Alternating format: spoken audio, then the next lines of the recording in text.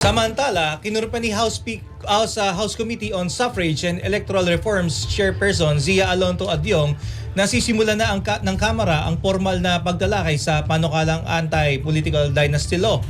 Ayon kay Adyong, nakatakda sa January 27 ang paunang pagdinig para sa 14 na panukalang batas na layong magbigay ng malinaw na definisyon ng political dynasty at maglatag ng mga probisyon para sa pagbabawal nito.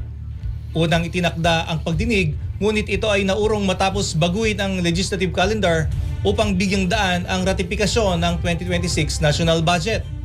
Samantala, nauna nang sinabi ni House Majority Leader Sandro Marcos na kabilang ang anti-political dynasty bill sa mga prioridad na napanukala ng administrasyon na pagtutuunan ng Kamara sa muling pagbubukas ng sesyon sa January 2026.